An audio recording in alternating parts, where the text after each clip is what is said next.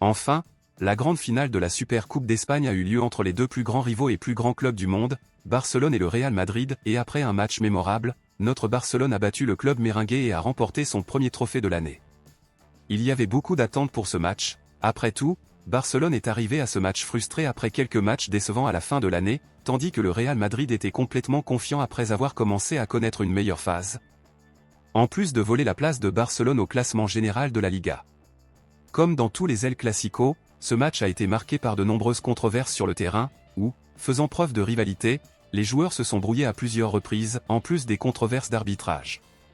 Ceux qui ont encore une fois mené la rivalité sur le terrain ont été notre milieu de terrain Pablo Gavi et l'attaquant merengue Vini Junior, et ce n'est plus une nouvelle pour personne car dans chaque El Clasico, les deux joueurs ne sont pas d'accord et se battent mal. Après avoir provoqué une autre dispute géante, Vini Junior a décidé de critiquer le milieu de terrain de Barcelone après le match, ce qui provoquerait une grande indignation parmi les supporters barcelonais à ce moment-là.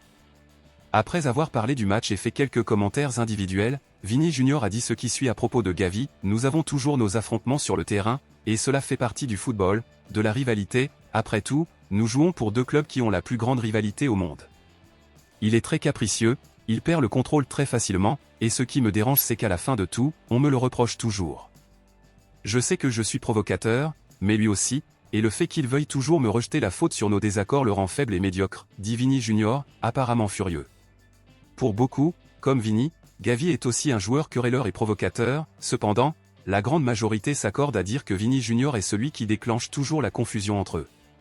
Compte tenu de cela, selon vous, qui considérez-vous comme le plus provocateur et le plus gênant, Vini Junior ou Gavi?